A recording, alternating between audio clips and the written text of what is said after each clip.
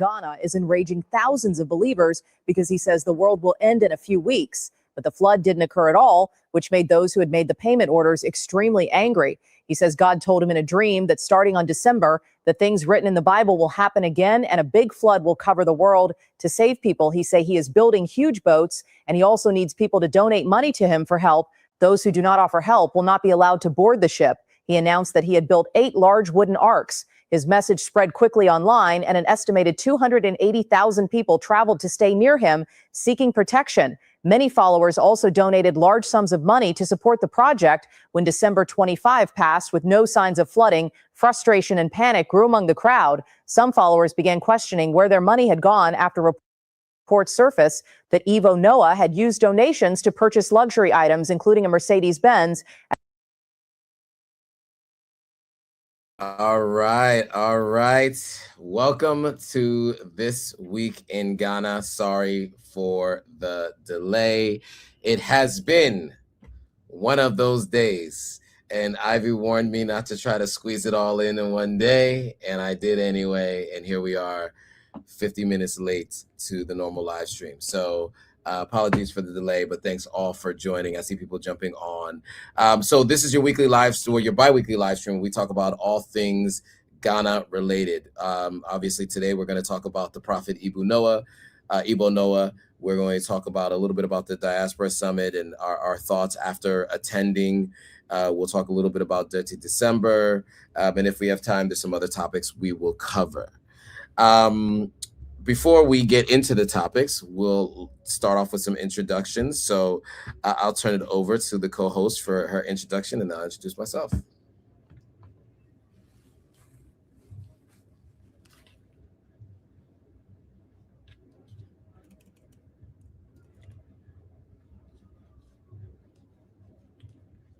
Wait, Ivy, I don't know if we have your audio. Can you guys hear Ivy? I can't. Hello, can you hear me? I was on mute, so my apologies. There we go. No worries. Yes, I can hear you now. Hello, my name is Ivy Prosper. I tell stories from Africa, and I am an author of the book, Your Essential Guide on Moving to Ghana. And I do interviews on my channel. I tell stories primarily from Ghana with plans to expand to other African countries. And this evening, I'm excited for us to jump in and tell news stories from Ghana. For those of you who don't know, I also do consultations. If you're interested in information about Ghana, I have consultations that are also available. If you want to support my channel and the work that I do, you can always support through subscribing, through liking, through sharing. And if you want to make any monetary support, you can also do that by PayPal or by Zelle. And then there's also a button at the bottom of the screen that you can always support through super thanks or super chats. Absolutely. And I am Joe Hatagwa from Authentic African. We help people visit, move, and invest on the continent of Africa, bridging the gap between those living on the continent and those living in the diaspora. Available on all platforms, Instagram, Twitter, all of them. So yes, please follow, like, comment, and subscribe. Okay, so interesting story. I don't know when this came across your feed, Ivy. This Ivo Noah story, I did not become aware of it until around the 25th, where the prophet was, he had prophesized that there will be a great flood, like the one in the Bible. And the idea was that he was building these arks, and that was the day it was supposed to happen. But then I saw him on the radio that day, and he said that he got another notice that the date has changed. And in fact, he didn't have the year; he just has the date. So he knew it was the 25th of December. He just didn't know what year. And then obviously subsequent reports came out. He was on stage at a concert, celebrating on stage. He bought a brand new Mercedes-Benz. And so there seems to be a lot of confusion, frustration, anger. And reports are saying that 200,000+ people came on this journey. I saw a video of a man who was stranded because he actually came all the way to Ghana to get on one of those boats. But they didn't go anywhere. The boats are still there. And so, and then there's a note saying that from this guy George, obviously a Ghanaian, is saying he didn't steal money from anyone, just the hype. The car doesn't belong to him. Okay. So, Ivy, your thoughts on this story, and I'll give my thoughts immediately following yours. I think it's an unfortunate situation when you see that the funds that he got, he used to purchase a car. That's according to the reports. He used the money to purchase a car, which is really, in my opinion, very disheartening and disrespectful to the people who did strongly believe him and make their donations. You know, I know that there are people in the church who have said that they are prophets and that they receive prophecy from God. I think that there are people who are genuine and genuinely receive messages from God, but there are people who are false. And just from the way things went, he just seems to appear to be a false person. Because why would you use all of the money to now go and do things for yourself? If anything, you could have refunded to all the people, just refund them all their money so that they can go back to where they came from. Because a lot of people, according to the reports, have made the long journey and traveled. So I think that would have been the honorable thing to do, was to send the money back to everybody so that they can, you know, go back to wherever it was that they traveled from and not have a challenge. Because you said you saw the video of someone who was stranded. It would have been nice for him to get his money back so that he can go back home. So I think that's what should have been done. Absolutely, I agree 100%. And you know, even if he didn't use the money to buy the car, as this person watching the live stream says, he still misled everyone, right? And you know, who knows if that's what he believes himself, right? Because we don't know if he's all there. But you know, even if that's what he believes himself, to your point, he should have given the money back to folks, because I mean, I don't know how much it costs to build those arcs, but obviously this didn't happen. And the nonchalant nature in which I've seen these interviews of him, you know, basically saying, hey, why are you confused? I said the day, I didn't say the year. So it was December 25th. It can be 2026. It can be 2027. It can be any year. So I didn't say the year.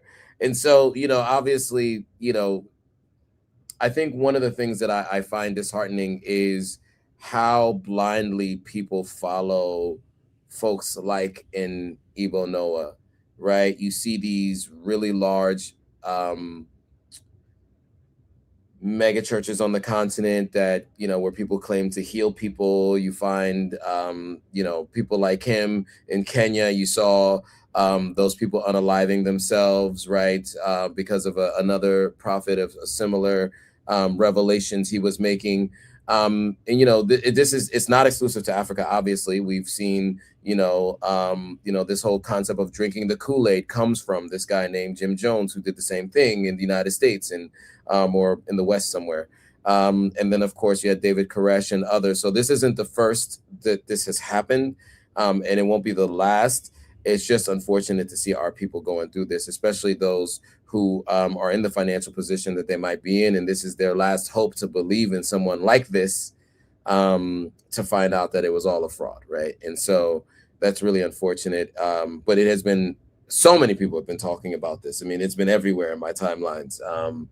And I think it speaks to the fact that, and I was mentioning this offline, that I think that on the continent, there are so many people that are just looking for someone to save them, right? They put their hope in they put their hope in so many other people, and it's unfortunate to see that taken advantage of in this way. So, you know, there are some reports that he was, you know, picked up by authorities to protect him. Other people are reporting that he was picked up by authorities for the scam, that he may be charged for this. We will be following the story and letting you guys know as we hear more. Okay, so moving on. I think the next item on the agenda was meant to be the if I'm not mistaken, it was the Diaspora Summit review. So 2 weeks back, I guess it was, we talked about the Diaspora Summit coming up, and what was to be expected. And both you and I attended, and on both days. I think you went both days as well, right, Ivy? No, I only went one day. Okay, you went one day. I went both days, and it's a couple of themes, as I mentioned on another live stream. One was the 17th region. Another one was reparations. I think the reparations seemed to be a theme all throughout. And then I saw some themes around the 17th region. Was it the 17th region? Right, the 17th region and its status within Ghana in terms of visas and other things. I'd love to get your thoughts on the summit overall. Ivy, did it meet your expectations? Anything that caught your eye from the speeches that you heard when you were there? Like, what were just your thoughts on the summit in itself? Well, what I noticed is that the summit was heavily focused on talking about reparations. That's something that the president spoke heavily on. And then the representative from UNESCO also had spoken about that as well. And I think that the discussion of reparations, oh, and then the president also declared, he said that he wanted to declare the transatlantic slave trade as the greatest crime against humanity. He had said that he wanted that to be recognized as that. I think that there are mixed feelings within the diaspora when it comes to the discussion of reparations, because there are a lot of people who feel reparations should go to people in the diaspora, so to the African Americans, through the Caribbeans, the Black people who ended up in Brazil, other parts of South America, because they were the ones taken, and they were the ones who their ancestors did all of the slave work that built the nations over there. So I know that there are many who feel that they're the ones who deserve to have reparations, and that African countries shouldn't be talking about reparations. There's that balance of African countries suffered what happened through, their families were displaced, and also the colonialism that happened after the fact as well. But I know that it is something that has a lot of mixed feelings and mixed meanings for both people on both sides. But it is a good discussion that's coming up. And the fact that an African country wants to lead the charge in the conversation, especially one that had the most slave ports across the country. Ghana had the most in West Africa. So for that fact, and the country deciding to lead the charge on fighting to get reparations, I think is it's quite symbolic.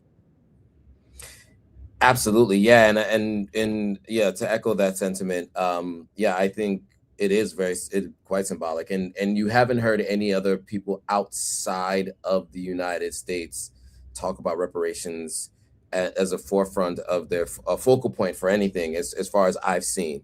And so I think it's really important that the more people who recognize the need, and then there were other things too, right? Mahama mentioned the returning of artifacts to Africa that are in British museums, etc. Just the reconciliation in general, and I think it is important because other groups have had the reconciliation and reparations, right? We've talked about this on different live streams on my platform, just in terms of Native Americans, the Japanese, and in fact, there is tax revenue or reparations being paid today to France by Haiti for their own independence. That's so right? crazy. So, I mean, if that can happen till today, I think that we can look to see how we find a solution for all African people all around the world who have been impacted by the transatlantic slave trade. And I do think Ghana is approaching it from a Pan-African perspective. I heard a lot about Pan-Africanism and the forming of Ghana and Kwame Nkrumah and his vision and continuing that legacy. and hearing more about Kwame Nkrumah's life and some of the things that I was not as aware of that President Mahama actually mentioned, I thought was really important as well. And then, many of the other conversations just talked about that. And there was this concept of, continuing the idea of welcoming back the diaspora. Obviously, the campaign that you were a part of with the Year of Return and Beyond the Return was branded as the Year of Return and Beyond the Return. But what I saw was an extension and expansion on that concept, just under different branding. But I thought just as important, the conversation does need to continue. And so I was happy to see that there's a focus around that. And the organization, at least in general, around the sheer number of events happening and having one location to kind of see it all, I thought was useful and helpful. I've been sharing that with people. But on that note, there were some mishaps this year, just in terms of the visas. You and I spoke about visa on arrival, it not being available because we had anecdotal and firsthand insight from people who were not able to get on flights to come to Ghana. But then post our last discussion, it was shared with us after somebody watched that live stream that as of December 12th, I think it was, visa on arrival had been announced via a press release. However, it seems as though the airlines did not get the memo, the press release. So I thought it'd be a good point to talk about your role during the Year of Return and Beyond the Return, and how it was communicated previously, and what it felt like was missing this year, considering the number of people that got turned away. I mean, I spoke to someone the other day who just went back to the airport the next day and was able to just get on a flight. But the previous day, she was told that without a visa, she could not go, even though she showed them the press release. And they were like, well, we're told that if you don't have a visa, you can't get on this flight. So go home. So your thoughts on that, and maybe some context around what was different when you were involved at the Tourism Authority, and the timing and the amount of communication that had gone out, because I do remember very early on being aware of visa on arrival and telling people about it, like maybe as early as November, or even potentially earlier than that. I always remember these announcements going out and multiple times it being told. So your thoughts on, contextually about everything we had been talking about on visa on arrival and what we've learned and discovered so far this year. So, previous years with visa on arrival, even the funny thing is, even in previous years, people had felt that it was still announced late. I personally think that it should be announced like 6 months before December, but that's never happened. It's always been an announcement that comes in November, typically. Yeah. So, in previous years, when I was working with Ghana Tourism, what I noticed was different was that the Ghana airports would be part of making the announcement, and they would actually be responsible for making sure that they get all of the information out to all of the airlines and to other airports that Ghana is doing the visa on arrival and that people should be allowed to board in order to come between December 1st to January 15th. But this year, the press release was only from Ghana Immigration. So the whole strategy of it being automatically sent out to all of the airports and airlines and stuff would have a delay in comparison to it coming directly from Ghana airports. So the fact that that didn't happen right away, I think, is part of the problem, where airlines are saying they don't know and they're turning people away. Because I had some people contact me to say that airlines were saying that they did not know anything about Ghana doing this year and that they turned people away. So then there's people who, they lost money on the flight because the airline is looking at it as it's their fault for not doing what they were supposed to do. So they're not doing anything to budge to refund their flights or anything like that. Particularly when you bought a ticket that's on sale. Some of these tickets that are on special pricing, those are the ones that have a tendency to have those no refund clauses and stuff. But if you bought a ticket in a way that you can get a refund, usually they're a little bit more expensive. So those are people who will be able to do that. But if you haven't, then you usually will miss out on the flight. Or if you bought your flight through a third party, like people who may book through like Expedia or something, you're not directly through the airline, you might have some challenges with trying to get a refund. But that's the biggest thing, is the announcement also came quite late, because the press release was dated December 12th, but you and I didn't see it until like, I don't know, 9-10 days after that. And a lot of people I know didn't see it also until about 9-10 days after that came out. So there was obviously a delay in getting it out to the public.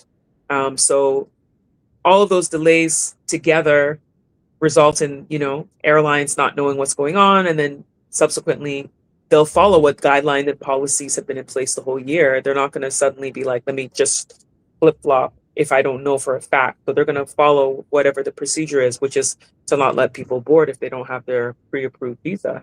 So I'm hoping things have changed now that we're later into the month. Hopefully the information is all out there and people are able to board, because I haven't heard any stories yet.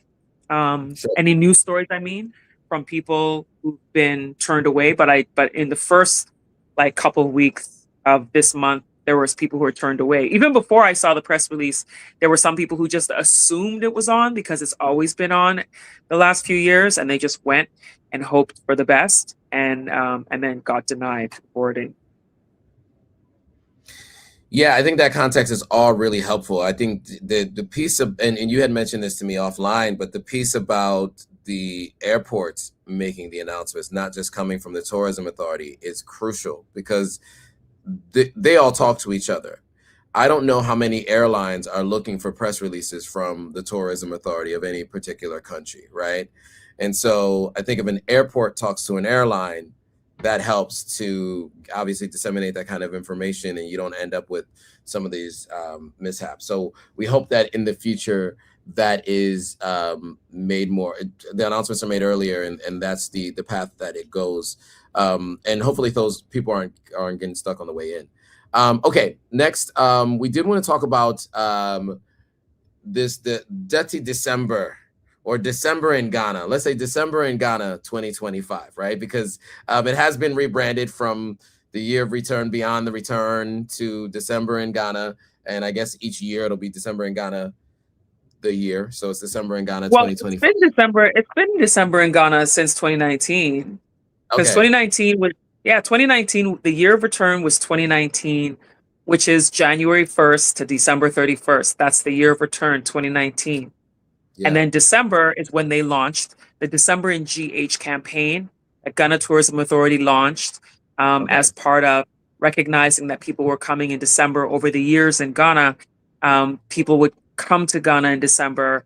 Usually Ghanaian diaspora usually came home in December. But because of the year of return, they did this whole official branding of December in GH.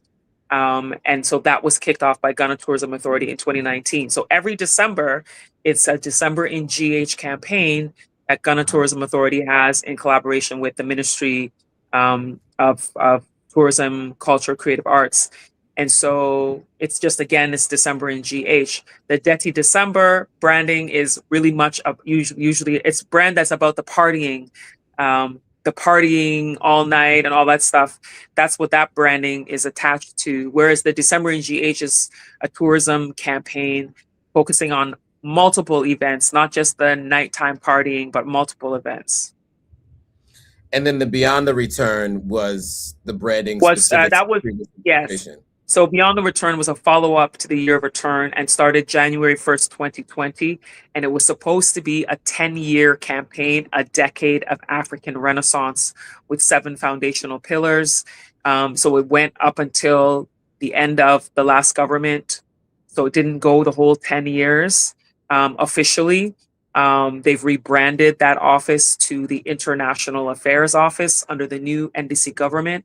And You don't see them talking about the Beyond the Return campaign anymore, but now they're talking about the new campaign they've launched, the Black Star Experience, which has a lot of similarities to when you read it to the Beyond the Return anyway. So a lot of people are still saying the brand was so strong for Year of Return and Beyond the Return that people still say it to this day. People still say, when is Year of Return? Because people assume Year of Return means December. People think every December is Year of Return. And it's like, no, Right. it was 2019. So the branding was so strong on that people still mention it. And I know it's going to be a challenge trying to do this push of the Black Star Experience and then the International Affairs Office. So yeah, we'll see how it goes. People are still coming to Ghana. Ghana still has people's hearts. People still are getting it. They're getting in their emotional feelings about their experiences in Ghana. I've been seeing all kinds of stuff. And then of course there's a few negative experiences. But there's a whole mixed bag, but it seems like the positives are outweighing the negatives. Yeah, absolutely. And look, there's a lot of events, right? I went to a panel that you were on, Ivy, tech, culture, and investments, I think, in Africa. Investment. Yeah, there've been a ton of panels, Diaspora Summits, Diaspora panels. There's a ton of nightlife activities. I'm running on fumes right now because last night I was at Afrofuture, as you can see. Shout out to Ivy Prosper for the press pass. And so that was an interesting experience just because I went to the first Afrochella prior to them being sued and having to change their name. And that was a very different experience than what we have today. And I think what I will say is what I've noticed is, I was in Ghana for 2019, 2020, 2021, all through the month of December. And what I remember, obviously in 2019, you had Afrofuture, Afrochella at the time, and Afro Nation. And, you had all of the big Afrobeats artists in those days. And in the next year, they were fighting each other to overlap who was performing where. And it was all within those couple of days span. Afro Nation, a Live Nation operation, I don't think continued after last year, 2 years ago. I think they stopped coming to Ghana. 2 years ago, they're not coming to Ghana again, they said. Yeah, and for many reasons, there were people rushing the lines and all kinds of other things that were happening, and I think they said it was dangerous, etc. But what I do see now is a lot of those major Afrobeats artists came for other shows earlier in the month, right? So GTCO, I don't know how we describe that bank name. I only ever see the letters. I've never heard anybody say it, but GTCO, they had a big performance. I think Burna Boy came for them. I think Ira Star was here for their show, and that's a bank. So the bank had an event earlier this month, and it seemed like that they kind of front loaded the big events because all those artists are now all over other parts of Africa this December. And so what we have is, Afrofuture has, Asake was yesterday, Rima is tonight, Rema is tonight. And I don't know if all the others are going to be performing this December, like the big four, right?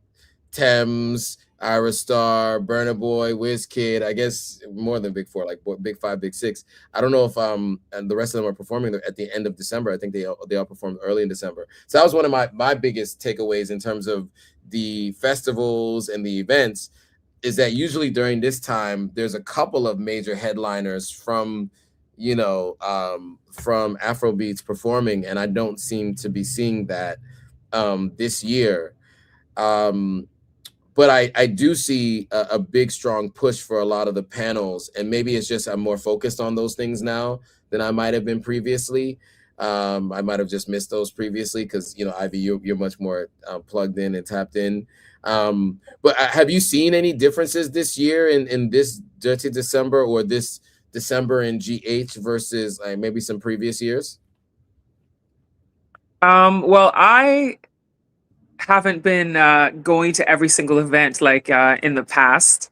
I've been limiting how much I've been going out, but one thing that I have noticed is that it seems like and this is also coming from some of the event organizers. What they've said to me is they feel like there's less people around. And I know some people who own restaurants who've said that they feel like there's fewer people patronizing the restaurant this December than in previous Decembers. One particular person said that, you know, she usually was used to her place being packed with people all the time. And now it's a lot less than it was before. So she's seen the reduction. And a couple of the places that I went, it looked like there weren't as many people as in the past that I've seen. So it seemed like the crowd was a little bit thinner than before. So I'm hearing that people are going to Nigeria a lot more. But the thing that's different about Nigeria, I haven't been, but from what I hear is that their December tends to be a lot of Nigerians who live abroad that come and spend the December month there, Detty December time there, and that there's fewer diaspora from other places than you see in Ghana. That's what I hear. So I don't know, but Nigerians are big in number. There's more population of them who are around the world than Ghanaians. So if they're going home in their numbers, it would be quite obvious and quite significant compared to Ghana. But Ghana gets a lot of diaspora. I feel like people feel like Ghana's safe. There's something about Ghana, the spirit of Ghana, that pulls people, even with the challenges that the country has. People still feel this sense of peace and calm, and they fall in love with the country. Like, I've seen so many videos of people talking about the spiritual feeling they have when they come to Ghana and how they feel so connected. And one of the things people often say is they lied to us. People lied to us.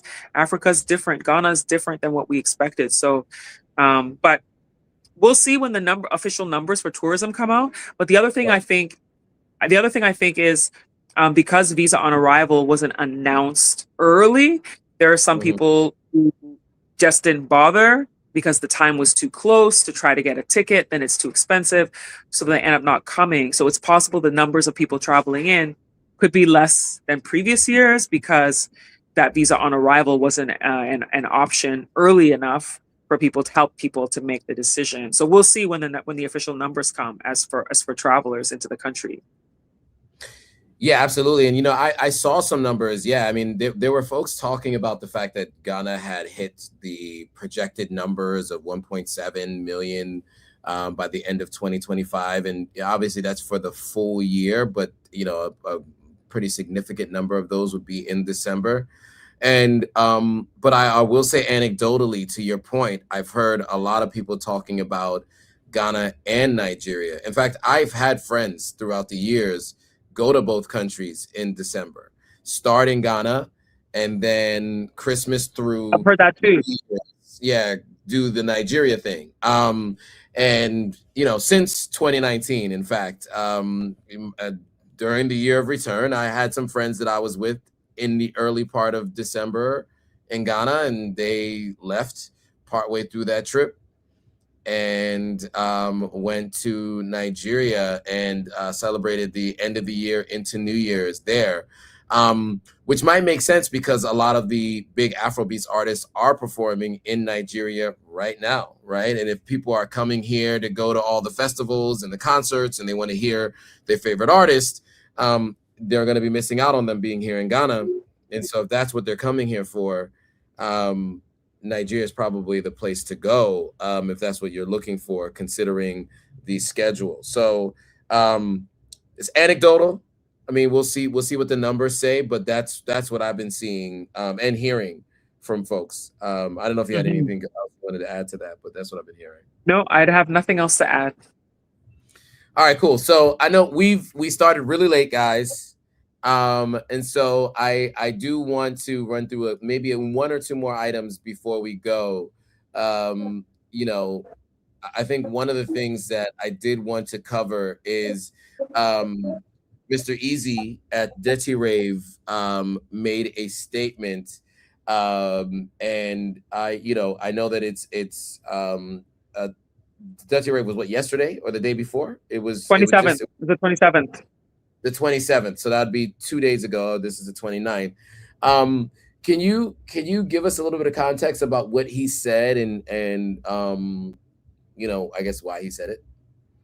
Well, he basically said that uh, he wanted Ghana Tourism Authority to help him get land so that they can help to build a facility that would be a both indoor and outdoor facility for having large scale events. And he's putting up $2 million of his own money to get the project started. So now Ghana Tourism Authority is on blast because of Mr. Easy making that statement. So there's a lot of people in the comment sections of different people who've posted on their platforms the clip of him saying it. Some of them saying that, that if the tourism industry is serious, they would do something. Others, like a lot of people supporting him, saying that he should. It was good that he said what he said. I made a comment on one video and was like, who told him that Ghana Tourism is the one who gives land? Because Ghana Tourism is not responsible for land in this country. Right. If anything, I know that Ghana Tourism Authority has a lot of the public face for tourism in Ghana because they are actively involved in a lot of things. So a person who doesn't know the intricacies or ins and outs of Ghana will choose to call out the front-facing organization. But, most of the land in Ghana is like presided over by the chiefs. So it's like you got to get in with the chiefs for them to figure out what piece of land that they might want to help you allocate, and work with them in the Lands Commission to try to get something, because the government has, I think, less than 20% of land in Ghana, and the rest is like mostly presided over by chiefs. So you have to get in the good books with them and figure out, where. And when he said Accra, I was thinking, where in Accra is there space to build a venue that he said 3,000 plus in size? For, I'm just thinking of where exactly in Accra, because I foresee this being something that would be outside of the city, because so much land is gone already in Accra. But we'll see what happens. I'm sure that a statement will be made by Ghana Tourism Authority, but it's a government organization, so they're not going to be hasty in their response. They're not going to just respond quickly out of, emotion and retaliation just because he made this statement, because it's trending on all kinds of news outlets as well as a lot of bloggers' pages. So I'm sure that they're having discussions and meetings behind the scenes, and a public statement will be made, an official statement would be made eventually. But we'll see what happens. Yeah, and I get it. You're speaking to a medium-sized event venue where like indoor and outdoor, because obviously, Afro features at Elwak Stadium, and it's big enough to be able to hold all the people there, right? And plus many more. And I was there last night. I may be going back again tonight. We'll see how my brain is functioning and if I'm able to get there. But I do think that the idea of having an event space like that is really useful. But to your point, where, right? Unless you're saying the greater Accra region, which is much bigger than like you're saying, like outside, like Kaswa or something, but that's kind of far too. So who wants to go to Kaswa all the way there for an event if you're coming in town? Yeah. Yeah, so I'm interested to see what the response is, especially since you said, right, there's a Lands Commission, right? And that's really, the people who help to, facilitate those kinds of things. And as you said, obviously the chiefs have, basically like 80% of the land here, or they preside over it. And so, yeah, obviously it's easier said than done. There's a lot that has to happen. But I'm interested to see the response there, because he's talking about putting up his own $2 million of his own cash to do it. I thought it was interesting. Yeah. I haven't heard an artist say anything like that before. Yeah. So yeah, interested to see if that's the case. And so, yeah, okay. So, I wanted to mention that before we go. We are way late. And thank you, Ivy, for being able to come on and staying on this late, because I know it's almost 10:30 now, and we were supposed to go 9. And thank you guys for watching. Those who watched, and I didn't see any comments today. Not a lot of comments today. Some People people are who out joined, partying, maybe. yeah, people who joined late too were talking about the earlier discussion with reparations, etc. Those came up a little bit later. So I did see some of those comments in here. But yeah, I mean, I think I don't know. I think maybe everybody was just listening in today because it's a pretty good group of folks online. I just don't see a lot of people commenting as much, except for when we were talking about the reparations piece. There were a number of people commenting, but we wanted to get on to the next story, so we didn't get a chance to spend too much time on capturing everybody's comments. But we will be back in 2 weeks. We'll go live again, and we'll be talking about all things happening between now and then. With, in the interest of time, and how late it is in the evening, I think we'll bring this thing to a close. Ivy, anything else that you have for the folks out there who are watching? I don't have anything else. It's been a good conversation about the news in Ghana this week. And it's time to go to bed. So I will say, as Ivy said earlier, you can support the channels.